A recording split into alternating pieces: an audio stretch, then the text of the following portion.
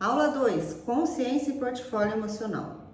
As emoções estão muito presentes no cotidiano e têm uma função importante a desempenhar, como vimos nos exemplos das emoções básicas.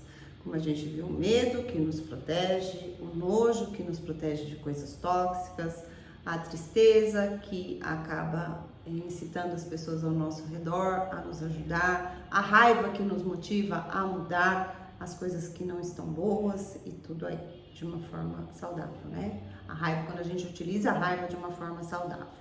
Então, elas estão presentes no nosso cotidiano, né? A gente sente elas de uma forma inconsciente, elas são efêmeras, elas são inconscientes e elas nos impedem a tomar uma ação. Então, foi isso que a gente aprendeu na aula 1. Só que elas não são entidades em si. Elas são processamentos que ocorrem no organismo. Nesses processamentos, tem 3 componentes que são importantes para a gente entender, principalmente se a gente quer desenvolver o nosso equilíbrio emocional. O primeiro componente é constituído das sensações e respostas corporais, que são ações e expressões periféricas que aparecem de forma espontânea e que podem ser percebidas se a gente estiver prestando atenção nelas. Por exemplo, suor nas mãos, hipervigilância, agitação, lacrimejamento.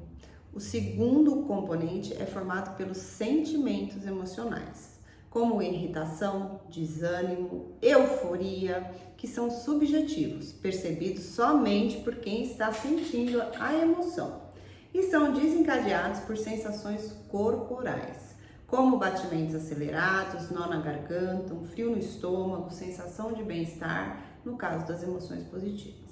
Então, emoções são fenômenos que são percebidos e se manifestam no nosso corpo.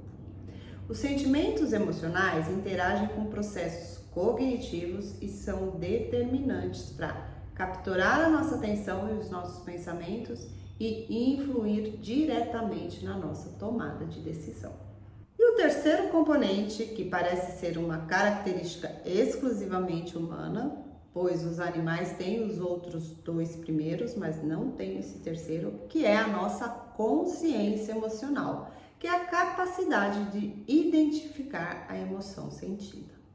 Somos capazes de ter consciência das nossas emoções e, portanto, podemos aprender a gerenciá-las de forma consciente e construtiva. Aprendemos na aula 1, emoções e sua classificação, que ao menor gatilho podemos sentir no presente emoções que foram geradas por acontecimentos passados e que muitas vezes isso influencia o nosso comportamento atual, mesmo não havendo mais o mesmo sentido ou situação que houve no passado. Então isso se deve à nossa memória emocional. Isso quer dizer que todos nós temos um portfólio emocional que precisa ser identificado para que possamos conhecer e aprender a lidar com a nossa memória emocional e assim evitar que ela influencie e até sabote as nossas decisões de hoje. Então, cada um de nós desenvolve pouco a pouco o seu próprio portfólio emocional, que é único e pessoal, ele é a nossa assinatura emocional, formado pelas nossas experiências e história pessoal. Mas esse portfólio emocional deve ser identificado e atualizado, pois o medo que é cabível em um momento da vida pode tornar-se completamente disfuncional no outro. Lembra o exemplo que eu dei lá da bronca do pai na aula 1? Então, por exemplo, o medo da bronca dos pais na infância não pode ser o mesmo da bronca de um chefe na vida adulta. O medo de uma criança de ficar sozinha em casa não pode ser o mesmo, não justifica o medo de uma pessoa adulta que está sozinha dentro de casa, a menos que ela tenha algum comprometimento psicológico, não é mesmo? Então, precisamos analisar o nosso portfólio emocional e atualizá-lo com frequência. Também é na nossa história que aprendemos a desenvolver as emoções agradáveis que dão colorido e sentido à nossa vida. Sabemos que as emoções, então, são inevitáveis, geradas por estímulos ambientais internos e externos, e têm utilidades na nossa vida que são inegáveis. Então, o que vamos fazer agora é aprender a gerenciá-las, não evitando-as quando as sentimos, transformando-as quando são destrutivas, evocando-as quando são construtivas e aceitando todas elas. Gerenciar as emoções é ler e dar o sentido e a importância corretos a cada uma delas.